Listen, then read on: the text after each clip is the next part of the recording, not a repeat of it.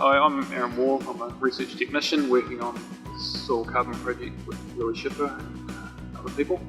So I studied at Waikato in the early 2000s, did a MSc with Dave Campbell, who's also part of this project.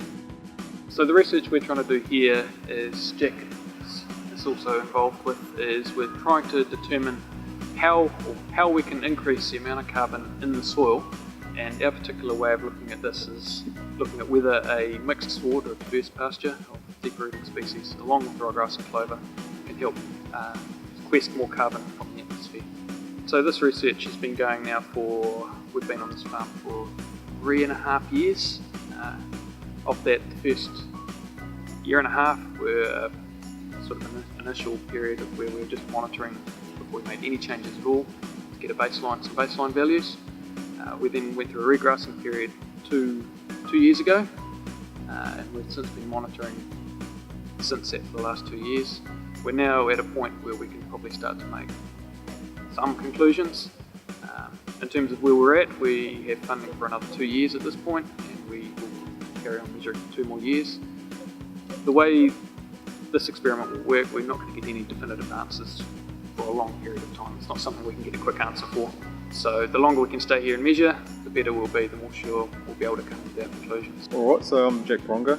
I started doing BSc at University of Waikato in 2007, and then in the 3rd year I started getting involved with Louis Schipper and working under him a little bit. And so the trial was essentially set up, but it was focused on carbon, and we met collecting water data, but no one was using it. So it was an ideal opportunity for me to get involved. Initially focusing on evaporation from the pastures, looking at how they use water differently, how the seasonal trends change, and then I want to bring in water use efficiency, which is how much water is evaporated, how much carbon is taken up. And obviously if you can increase the efficiency that you use water, then you're likely to save water earlier in the season and be able to push into the dry season further. So I'm interested in water use and water use efficiency of pastoral systems. And we're noticing that, and I think the farmers are especially noticing this, that we're getting more and more droughts, and climate change is essentially accepted. So we need to work farm systems towards coping with these dry periods better. And we've just noticed by looking around that a number of farmers are sort of experimenting with mixed swards on their own, which is using deeper rooting pasture species like chicory and plantain, and they do push into the dry periods further. So the Flower Fellowship is a very generous scholarship that's donated by Bill Flower and his family, and he's really looking for people who are advancing industry, I guess. They're making a difference, and so I put an application in for it. Obviously got it because of the agricultural focus of my study, and it has made a big difference. There's money towards operating and also money towards living. Well, I'm out here approximately every 10 to 14 days measuring pasture growth. We're out here today cutting grass, so we're monitoring pasture production using exclusion cages, and that varies from every 20 days to 60 plus days in winter. Essentially we've got 3 areas where we'll be dealing with. We've got 3 of these eddy covariance towers which are measuring the exchange of water and carbon.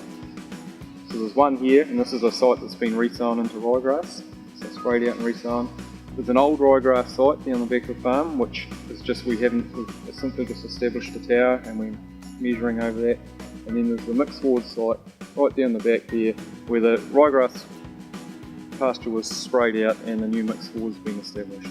So essentially, while I'm focused on the new ryegrass and the new mixed-sward, we've got ultimate control down the back here, which has been nothing done to it, so that you just see what would have happened if we had not changed anything.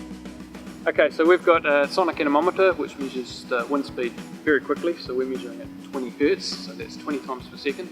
And we also have a CO2 and water gas analyzer, so they measure the gas exchange between the atmosphere and the soil for both CO2 and water. That's also measuring at the same speed, 20 Hertz, so very quickly. The one advantage of these instruments is we're able to measure over a large area, so we're standing in the middle of a 3 paddock site, and we believe we're measuring more or less over that area. So with our eddy covariance system, we measure the CO2 obviously leaving the ground and being taken up by the plants by photosynthesis, so respiration from the ground, photosynthesis from the atmosphere. One of the problems we have with the eddy covariance technique is when it's a very calm, still non-windy day, we struggle to measure it. There's a few issues around that, and this often happens particularly at night time. At night time there's very little photosynthesis happening because there's no sunlight for the plants, so there's mainly respiration. But what the chambers they enable us to do is they measure respiration, so they just measure what's coming out of the soil and the plants to the atmosphere, and they all work under any conditions, night time or daytime. So it kind of helps us to fill in the gaps a little bit in terms of the amount of CO2 exchange, particularly at night time.